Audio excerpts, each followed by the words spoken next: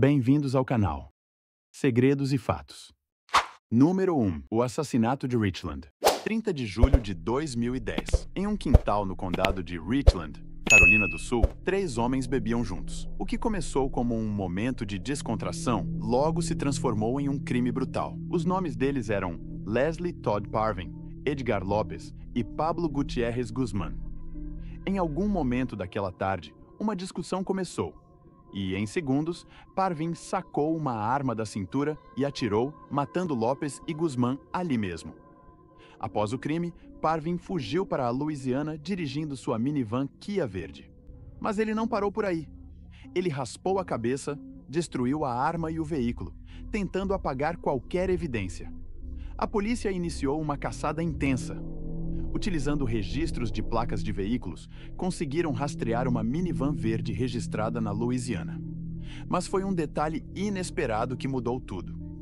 Os investigadores decidiram checar o endereço do suspeito no Google Maps. E lá estava. A mesma minivan, estacionada bem em frente à casa de Parvin, exatamente como uma testemunha havia descrito. Com essa evidência esmagadora, Parvin não tinha mais para onde fugir. No dia 19 de agosto, um parente o levou de volta para sua casa, onde ele foi imediatamente preso e condenado a 35 anos de prisão por assassinato duplo. Durante a investigação, foi revelado que Parvin era um veterano do Exército com 20 anos de serviço e 5 implantações no exterior, incluindo missões no Iraque e Afeganistão. Ele havia sido diagnosticado com PTSD em 2007, mas nunca recebeu o suporte necessário.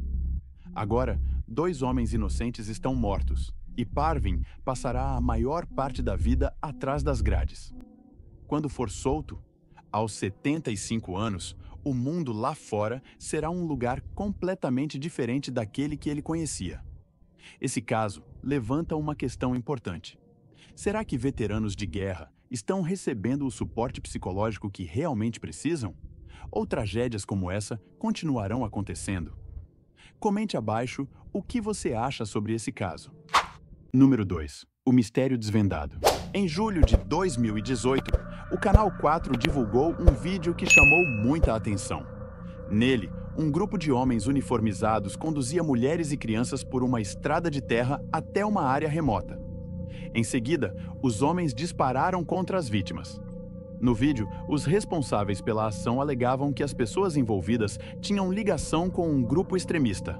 Rapidamente, surgiram especulações de que as imagens haviam sido registradas em Camarões. No entanto, o governo camaronês negou essa possibilidade, afirmando que o vídeo não havia sido filmado no país e que o exército não estava envolvido. Mesmo assim, a equipe de investigação da BBC decidiu aprofundar o caso. Após receber uma denúncia anônima, os pesquisadores utilizaram o Google Maps para estudar a paisagem da região. Ao analisar a cordilheira visível ao fundo do vídeo, identificaram que o local ficava próximo à vila de Zelevet, perto da fronteira com a Nigéria. Com base em imagens de satélite, foi possível determinar que o episódio ocorreu entre 20 de março e 5 de abril de 2015.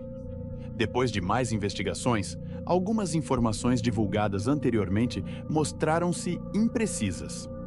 O governo havia declarado que o exército camaronês não utilizava as armas vistas no vídeo, mas a análise da BBC apontou que os equipamentos eram, de fato, parte do arsenal militar do país. Além disso, os uniformes dos homens no vídeo eram idênticos aos usados pelas forças de segurança. A princípio, o governo de Camarões negou qualquer envolvimento, mas, um mês depois, revisou sua posição e informou que 7 soldados estavam sendo investigados. Quando a BBC apresentou seu relatório completo, o ministro da Comunicação do país confirmou que os 7 militares foram presos e estavam sob investigação. Posteriormente, o governo divulgou os nomes dos envolvidos, e a BBC confirmou que alguns deles eram os mesmos que apareciam no vídeo. Em 2020, 4 dos soldados receberam uma sentença de 10 anos de prisão, enquanto um 5º militar foi condenado a 2 anos por gravar e divulgar as imagens. Os outros 2 foram absolvidos. Esse caso mostrou como a tecnologia como imagens de satélite e pesquisas detalhadas, pode ajudar a esclarecer situações e trazer mais informações para investigações. Número 3. O caso de Gilgo Beach. Entre 2010 e 2011, foram encontrados 11 corpos perto de Gilgo Beach, localizada na costa sul de Long Island, entre os condados de Nassau e Suffolk. A maioria das vítimas era de mulheres que trabalhavam como acompanhantes, e as investigações indicaram que os crimes podem ter começado já em 1993. Foi apenas em 2023 que as autoridades conseguiram prender Rex Heuermann, um arquiteto de 60 anos e pai de 2 filhos. Ele foi identificado como suspeito graças a registros de telefone celular, evidências de DNA e a conexão de seu veículo, um Chevy Avalanche, com os casos. Após sua prisão, Rex foi acusado da morte de 4 mulheres. Mais tarde, novas evidências levaram a acusações adicionais sobre outras 2 vítimas. Durante a investigação, foi descoberto que o suspeito usava vários celulares descartáveis para realizar muitas pesquisas sobre os crimes. Além disso, foi encontrado um arquivo em seu computador que detalhava de forma meticulosa os planos dos crimes, incluindo listas de verificação sobre os passos a seguir antes, durante e depois. As provas indicam que esses casos podem ter começado há mais de 30 anos. Se condenado, Rex Heuermann pode enfrentar várias sentenças longas de prisão. Até 2024, o caso ainda está em andamento. Durante a investigação, surgiram novos detalhes.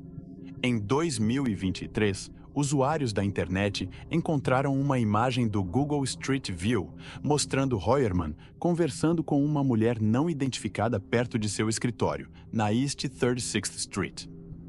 Essa imagem foi registrada mais de um ano antes de sua prisão. Não se sabe quem era a mulher, mas isso levantou mais perguntas. Curiosamente, Rex Heuermann parece estar usando a mesma camisa em uma entrevista de 2022, onde falou sobre seu trabalho como arquiteto. Seu advogado de defesa, Michael Brown, declarou ao New York Post que as acusações contra ele são imprecisas, e o caso está sendo cuidadosamente analisado pelas autoridades.